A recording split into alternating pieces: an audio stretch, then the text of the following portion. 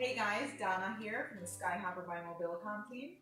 I am going to show you how to install the aerial unit of the SkyHopper Pro V onto the drone. In order to do so, we're going to need the following items from the box.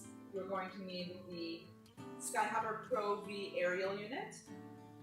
You can configure the other unit, the ground unit, as an aerial unit if you like, but this one comes pre-configured as the aerial unit. You will need the two 2 dBi aerial antennas. And then from the box, you're going to need the bag that's marked with an A. Now we're going to zoom in a little bit and take a look at the connectors and how to connect everything before we connect it to the drone. Okay, before we connect the cables, let's take a look at all of the connectors. So on the front connector side, we have an analog video port. We have the HDMI input, micro HDMI, and a micro HDMI output, which is used primarily to connect to a display, so it's not used on the aerial unit. Down below we have a power in connector.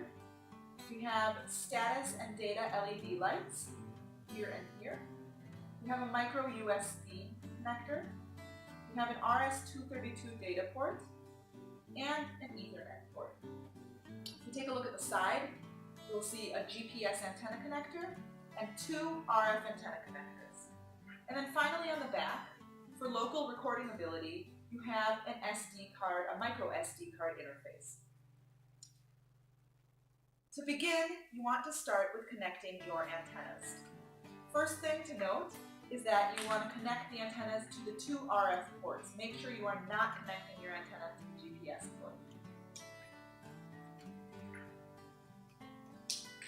Another important thing to note is that you must connect the antennas before powering on the unit.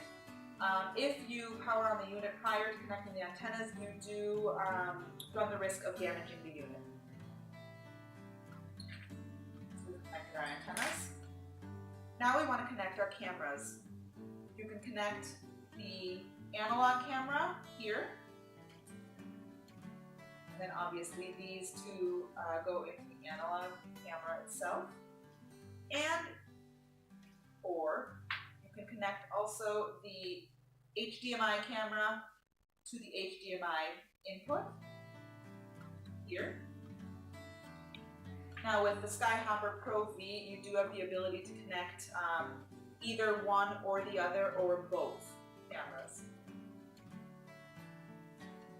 Now down below, if you are not using any of the cameras, then you can connect the HDMI or the analog camera. You can choose to connect an IP camera, at which point you would place the cable into this port.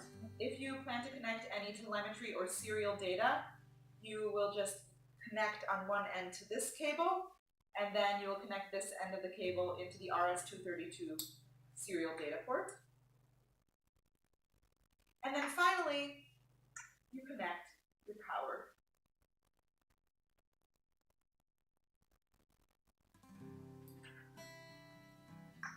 Now, assuming all of these devices are connected to their cables, we are now ready to connect the unit to the drone itself.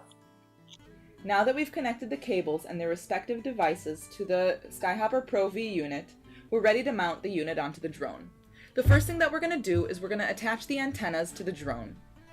Further instruction on how to do so will be mentioned in just a moment. Once you've attached the antennas, you can now connect the unit to the drone. There are a few ways that you can do so. One of them is using cable ties and industrial grade double-sided tape. Another way is to build a customized mount and screw in the SkyHopper Pro V unit to the mount. In our case, we're choosing the latter. As you can see, our unit, it comes equipped with 3 threads, and there are 3 matching threads on the mount. All you have to do is screw the unit to the mount, and then it is connected. Now going back to the antennas, there are a few things to remember. First thing, mount the antennas on the lowest point of the drone.